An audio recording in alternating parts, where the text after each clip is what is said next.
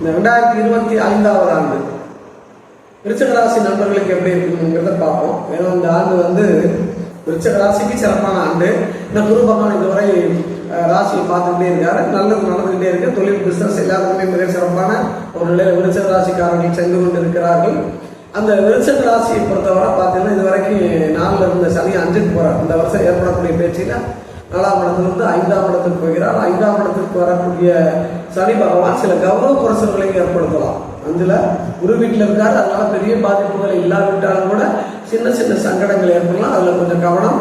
மற்றபடி ஆயுள் பலம் எல்லாமே தீர்க்கமாக இருக்கிறது. கௌரவ குறைச்சல் வராது மட்டும் பார்த்துக்கிறோம். நீங்கள் அந்த வரக்கூடிய ராகு பயிற்சி அப்படி ரிவர்ஸில் வரும்போது வந்து பார்த்தீங்கன்னா ராகு பகவான் மீனத்திலிருந்து கும்பத்துக்கு வருவார்.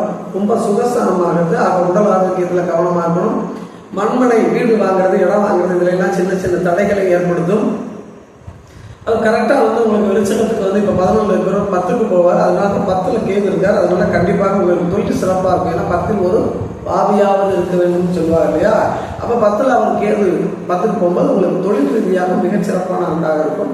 அதே நேரத்தில் உடல் ஆரோக்கியத்தில் கவனம்.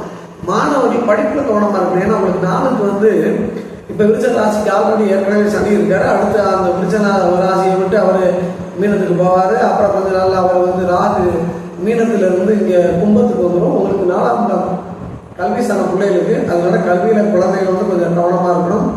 தாயினுடைய உடல் ஆரோக்கியத்தில் கவனமாக இருக்கணும் விருச்சிக ராசியை பொறுத்த வரைக்கும்.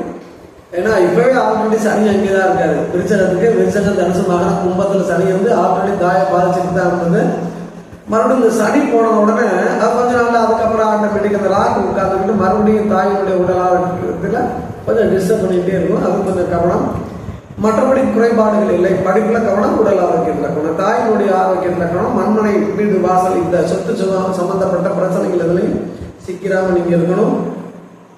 மற்ற குரு 8க்கு போகிறதுனால பொருளாதார முடக்கத்தை தரக்கூடிய நிலைகள் இருக்கிறது. ஏன்னா உங்கள் பிற்பகுதி மாசத்துக்கு வருஷத்துக்கு வருடத்தினுடைய பிற்பகுதியில் குரு 8க்கு போகும்போது குரு பேச்சுக்கு பின்னாடி ஏற்படும். ஆனாலும் அவர் தன் வீட்டு 8ஆம் இடத்துல இருந்தால் கூட விருச்சிகத்துக்கு 2ஆம் இடத்தை பார்ப்பார். தேவைக்கு பணம் வந்து கொண்டே இருக்கும். அது ஒன்று நீங்கள் ஒன்றும் பயப்பட வேண்டியதில்லை. அவர் வந்து விருச்சிகத்துக்கு 8ஆம் இடம்னா மிதுனத்திலிருந்து 5ஆம் பாதியாக துளாராசியை பார்ப்பார். அது சுப செலவுகள் ஏற்படும். சுப விரயம் தான். ஒரு கோயில் குளத்துக்கு போனால், தீர்த்த யாத்திரை போனால், அந்த மாதிரியான ஒரு சுப செலவுகள் ஏற்படும். சுப செலவுனா நீங்கள் வீடு கட்டுற சுப செலவுன்னு சொல்லலாம். ஆனால் இங்கே ஆல்ரெடி 4 சனி பின்பு ராகு. அதனால வீடு கட்டுறது, இந்த இடம் வாங்குறதுல ஒரு சின்ன தடைகள் இருக்கும். இந்த 12ஆம் இடம் அப்படிங்கும்போது திருமணமாகாதவங்களுக்கு திருமணம் நடக்கும்.